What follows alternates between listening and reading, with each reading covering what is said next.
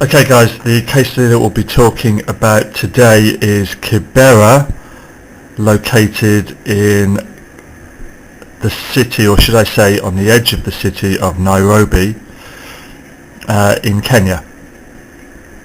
And this is an example of a shanty town that we have studied.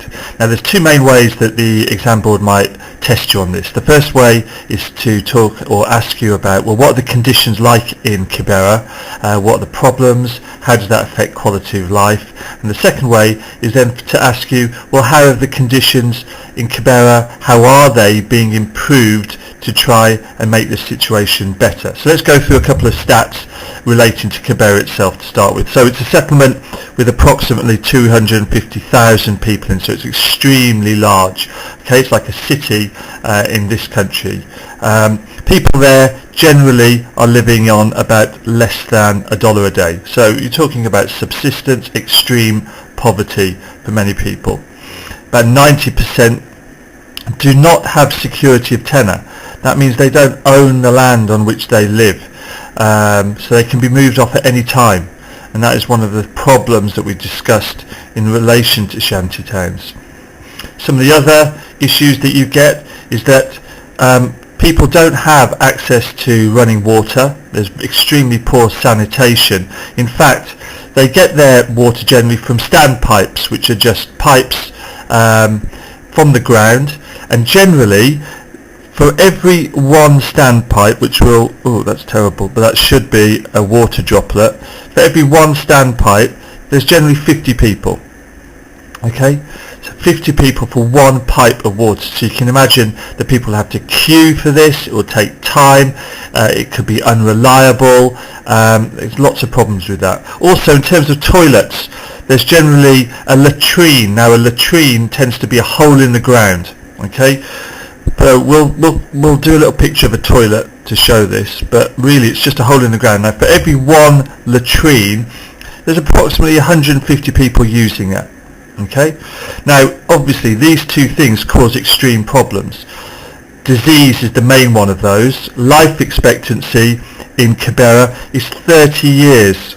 Okay, so the average person can expect to live about 30 years, extremely low. And that's due to a range of diseases including typhus, typhoid, cholera, all waterborne diseases relating to poor sanitation, dysentery and diarrhea. Okay, so contaminated water supplies. We also spoke, when we discussed this case study, about the settlements themselves. So the first thing to remember is the land on which Kibera is built. Now it is marshland on the edge of Nairobi. Okay, this is marginal land. That means people don't want it. It's poor quality land that generally people wouldn't build on. That means people coming to Nairobi due to rural to urban migration settle on this land because it's cheap, it's not wanted, they're generally not bothered too much. Okay. In terms of the settlements themselves, well, we know that there's extremely dense building. The buildings are crammed together, so we can show that by three little houses crammed together. Now that causes problems in terms of disease can spread very easily between them. We also know that they cook with charcoal fires. Now the problem with that is that if there's these charcoal fires, fire can occur and they can spread very easily because of the densely populated buildings. Okay. In terms of the materials that these shacks often are made out of, well, obviously you get wood. Now a lot of these materials are salvaged. They go out and find them. They're scrap materials. We also get corrugated iron, and also plastic sheeting. Okay, so these are generally found materials, poor quality. Now obviously if you've got a plastic sheeting for your roof, you can imagine that the rain's going to come in when it's very wet, and that in itself is going to lead to a lot of diseases. Okay, in these shacks you generally have about 20 plus people can be living in there, so cramped conditions, very difficult for children to study if indeed they have access to any education at all. It's very unlikely that they do, but also again this dense population is going to lead to spreading of diseases very easily. We also know that the roads within Kibera are not paved, they're not tarmacked, they tend to be wooden, mud, and very narrow tracks. So obviously when it rains, this will turn into mud. It makes it very difficult for vehicles to pass in and out of the settlement. It's very narrow gaps between the buildings. So it means that emergency services can't get in between or can't get to the people who need it as well. Okay. One of the other problems is that we just have open sewers. There's no proper sanitation. Okay. So that human waste is literally flowing, okay, near to the people's houses. That's going to get into the ground. It's going to contaminate any groundwater sources that they're getting their water from, in buckets usually, and again leads to the spread of diseases. We also know, particularly in Kibera, because of the lack of toilets, that people have the flying bins. They literally go to the toilet in a bag and then will just dump that bag, very near to where they live, okay? And again, you can imagine how that human waste is then seeping and contaminating their water supplies, leading to the dysentery, the cholera, and the diseases that are killing them.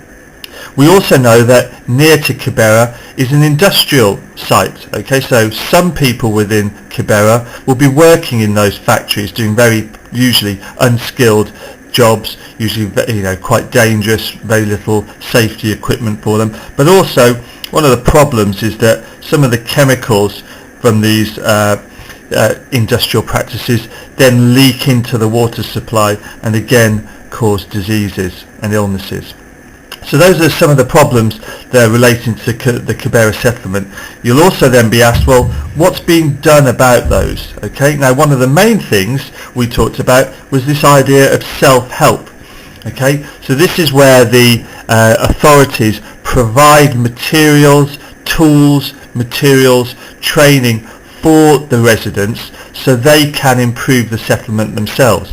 Now one place within Kibera that this is happening is the Can Be Motto program. This is a small program within Kibera where the government is providing some building materials. They're providing training for the people in how to do the maintenance for them.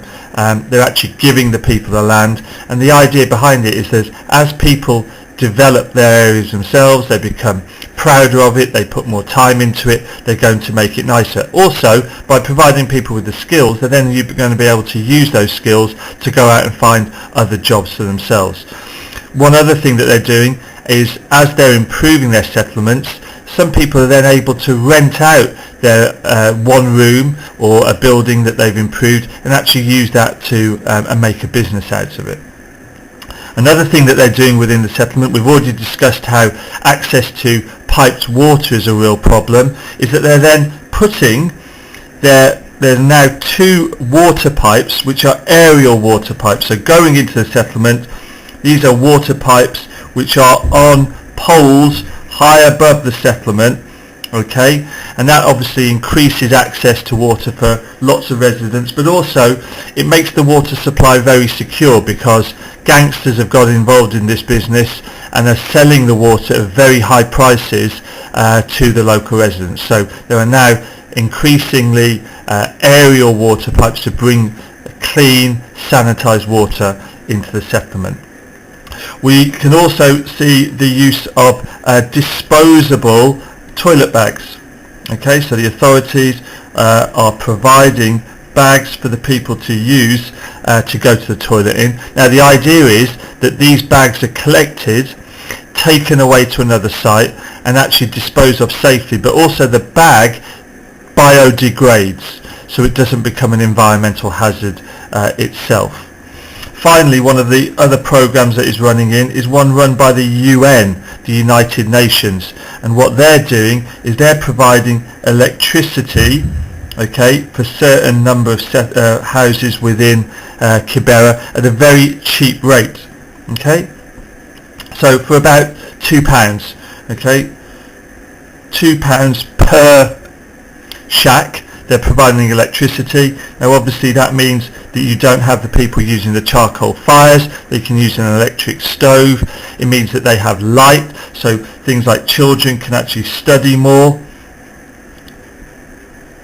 Okay, and actually people can use the electricity to open small businesses, so it's trying to generate economic activity. Okay, so that's the Kibera, Nairobi, Kenya shantytown case study. Remember that you'll be asked on what are the problems in the settlement, and also to come up with some strategies for how quality of life is being improved in that area.